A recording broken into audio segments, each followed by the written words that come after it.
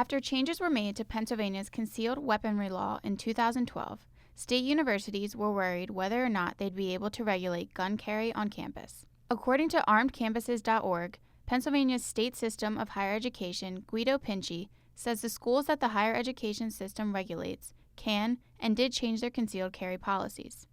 While these universities did change their policies, Penn State did not because it's under the Commonwealth system of higher education, meaning the university doesn't have the ability to create its own regulations. Penn State Police Assistant Chief Bill Morschbacher says Penn State does not recognize concealed carry and only law enforcement officers are able to carry guns. Students and staff who do want to bring a firearm to campus can store them in the firearm storage located in the Eisenhower parking deck. The gun owners can have access to their firearms for a 24-hour period and then have to sign them back in with police. If police find someone carrying a weapon, they'll either store it for them or ask them to take the gun off campus. We don't charge anybody for it. The only problem would be if someone refuses to leave, and then we'll, deal with that situation. That could potentially run into a charge, but just someone who has got a permit and is concealed carrying is not aware of the rule. We're really going to more help them understand it and get compliance with the rule. On a campus home to students from all over the world, Penn Staters have a variety of views and concerns when it comes to gun control throughout State College and campuses nationwide. Penn State College Democrats Vice President Mark Sidek says he supports the right to bear arms, but also the state's legislation that prohibits concealed carry in university buildings and facilities.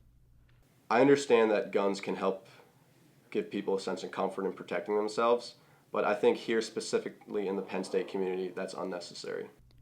However, Nittany Lions for Concealed Carry former president David Markey disagrees.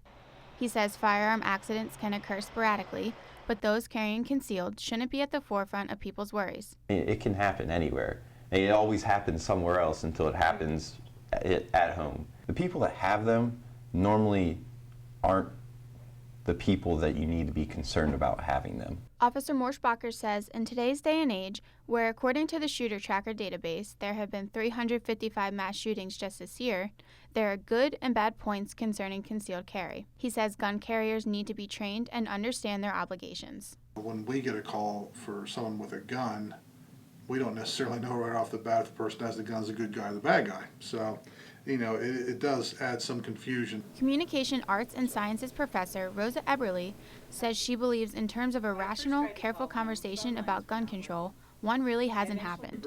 She encouraged her students to create a public open forum to discuss the taboo topic on December 8th. Gun violence, gun control, the Second Amendment are things that one rarely finds a rational conversation about. So we want to start a healthy, productive conversation about it. Markey says there's a big misconception surrounding concealed carry that only violent people and criminals have guns. He says many opposing concealed carry also believe someone who isn't licensed can easily take the gun off of an owner who is. I guarantee you the way for the numbers of Pennsylvania are, if you walk down College Avenue, you've passed 6 or 7 people that have a gun on them. You would never know. You would never see it. You'd never know they had it. So you wouldn't be able to run up and grab it. If you did run up and grab it, almost every holster has a locking mechanism on. Officer Morschbacher says he doesn't see any drastic gun reform in Pennsylvania or nationwide happening anytime soon. He says there's always going to be just as many arguments for guns as there are against them. It's already illegal to murder. It's already against the law to be a terrorist. And guess what? It doesn't, the fact that there's a law that only hurts legitimate, law-abiding citizens. Reporting in State College, I'm Gabriella Santalaquido.